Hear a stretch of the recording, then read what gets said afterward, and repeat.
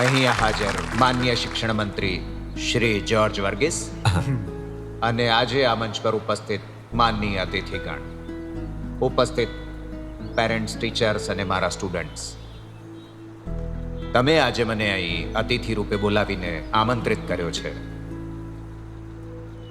અહીં હાજર હોવું એ મારા માટે બહુ ગર્વની વાત છે અને એના કેટલાક કારણો પણ છે. મારે લોકોને પૂછવું છે કે તમે જાણો છો અમારો બીજો જન્મ છે. થોડા સમય પહેલા હું લગભગ મરી જવાનો જ હતો અને આજે હું ચમત્કારિક રીતે તમારી સામે ઊભો છું. પણ એ વાતનો બધો જ શ્રેય જાય છે અહીંયા ઉપસ્થિત એક નાનકડી છોકરીને. તમને અચરજ થશે કારણ કે એનું નામ બહુ રસપ્રદ છે, ઇન્ડિયા. અને એનાથી વધારે રસપ્રદ એનું વ્યક્તિત્વ છે. સર, આ એક એવી છોકરી છે જેને 9 વર્ષ સુધી આ સ્કૂલમાં શિક્ષણ પ્રાપ્ત નથી કર્યું, પણ એણે એન્ટ્રન્સ એક્ઝામ આપીને હાયર ક્લાસમાં એડમિશન મેળવ્યું છે. આ પ્રસંગે ઇન્ડિયાને સ્ટેજ પર બોલાવવા માંગુ છું. આવો બેટા, સ્ટેજ ઉપર આવો.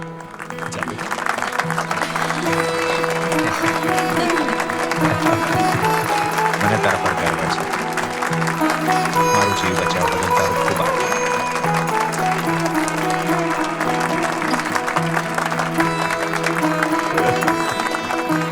આ છોકરીને કારણે મને બીજી વાર જીવતદાન મળ્યું છે.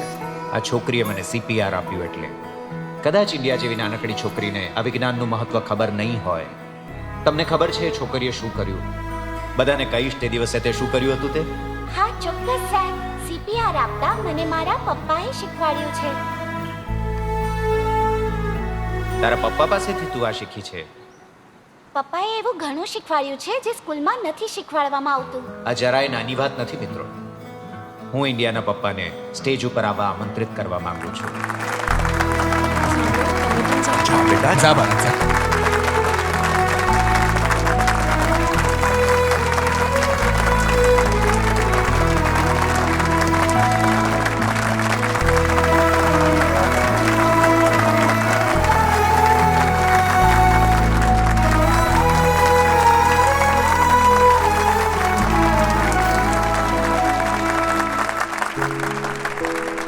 સર, હું આમને ઘણા વખતથી ઓળખું છું.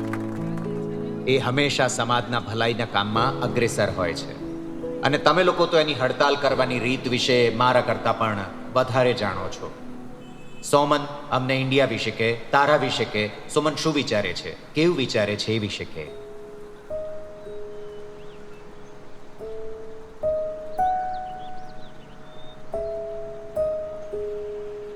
વહાલા મિત્રો, હું જીવનના દરેક વળાંક ઉપર હારનો સામનો કરી ઉપર આવ્યો છું. મારા પરિવારવાળા અને આસપાસના લોકો મારી બહુ ઠેકડી ઉડાડતા. એ લોકો મને કેટલાય નામથી બોલાવતા હતા. પાગલ સોમન, સંકી સોમન, કેટલાય નામ હશે. એવા બીજા કેટલા નામો છે એ મારા કરતા તમને વધારે ખબર હશે. મેં હંમેશા મારા જીવનમાં પ્રકૃતિને કોઈ પણ નુકસાન ના પહોંચે એનો જ પ્રયત્ન કર્યો છે. અને હું જે શીખ્યો છું એ જ મેં મારી દીકરીને પણ શીખવ્યું છે. સર, મેં જે કંઈ શીખવ્યું છે એ બધું પ્રેક્ટિકલી કરીને બતાવ્યું છે અને એટલે સરળતાથી બધું સમજી શકતી હતી અને એટલે જ એ દિવસે તમને CPR પણ આપી શકી.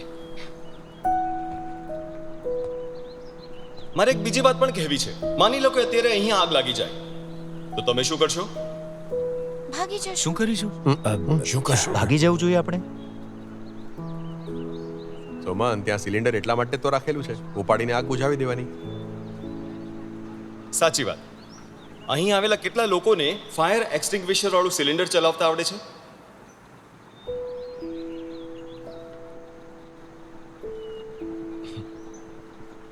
આ ભણેલા પણ ગણેલા નહીં સર. આપણા અભ્યાસમાં આપણ આવું જોઈતું હતું કે નહીં? એવું ભણતર શું કામનું જે રોજ બરોજનું સામાન્ય જ્ઞાન પણ ના આપી શકે? મારી વાત સાચી છે ને સાહેબ? જ્યાં લોકો સમાજ પ્રત્યે પોતાની જવાબદારી અને કર્તવ્યોને ભૂલતા જશે એ જગ્યાએ રહેવા લાયક રહેશે જ નહીં.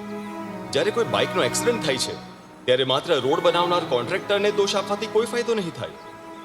કારણ કે હેલ્મેટ પહેરવું એ આપણી જવાબદારી છે, પણ નથી પહેરતા એ સ્વીકારવું જોઈએ.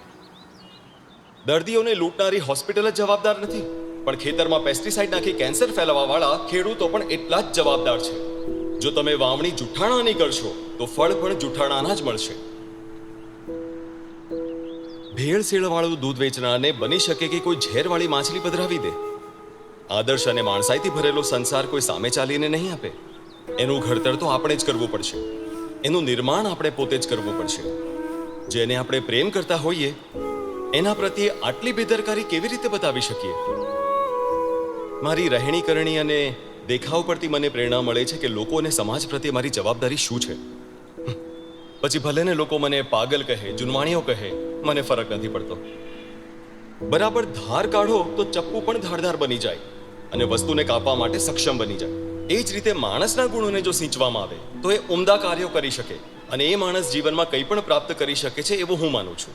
આ બધી વાતો જે મેં તમને અહીં કહી છે એ બધી વાતો હું કાયમ મારી દીકરીને કહેતો રહું છું.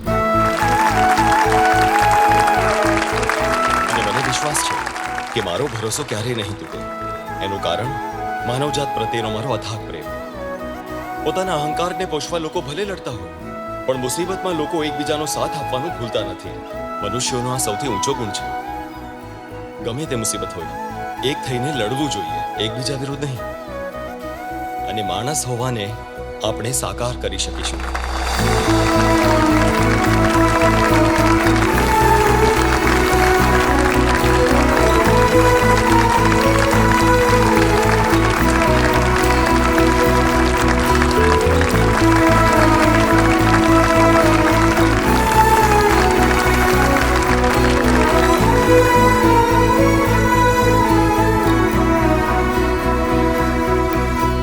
પૂરગ્રસ્તના બેઘર લોકોને ઘર આપો. પશ્ચિમ ઘાટનું સંરક્ષણ કરો. પશ્ચિમ ઘાટનું સંરક્ષણ કરો. જળ સ્ત્રોતોની રક્ષા કરો. ગેરકાયદે ખાણકામ બંધ કરો. પૂરમાં પીડિત અસરગ્રસ્તોને ઘર પાછા આપો.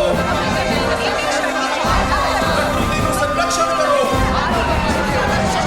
પ્રકૃતિનું સંરક્ષણ કરો. નગર પરિષદ નૈસર્ગિક સમિતિ. નગર પરિષદ નૈસર્ગિક સમિતિ. નગર પરિષદ નૈસર્ગિક સમિતિ. પ્રકૃતિ જન સંરક્ષણ સમિતિ. પ્રકૃતિ સંરક્ષણ સમિતિ. આજે આણે શા માટે હડતાલ કરી છે? એ કહે છે કે કોરોના દરમિયાન લોકડાઉન હતું જેના કારણે બધા પોતપોતાના ઘરમાં હતા એટલે ક્યાંય પૂર નથી આવ્યો. એને આ વાત ઉપર વિશ્વાસ છે? એ કહે છે કે કેરળમાં પર્યાવરણને બચાવવા માટે દર વર્ષે 1 મહિનાનું લોકડાઉન હોવું જ જોઈએ અને આ મોડેલનું આખી દુનિયા અનુસરણ કરશે. એવું શક્ય છે કે? એ તો કહે છે કે લોકોને 1 મહિનાનું કરિયાણું પણ મફતમાં આપો. સારી વાત છે. आजची ब्रेकिंग न्यूज पर्जन्य विभागाने असं सूचित केलं आहे की राज्यात मुसळधार पाऊस पडणार आहे. तिरुवनंतपुरम सोडून सर्व जिल्ह्यांमध्ये रेड अलर्ट प्रसारित करण्यात आला आहे.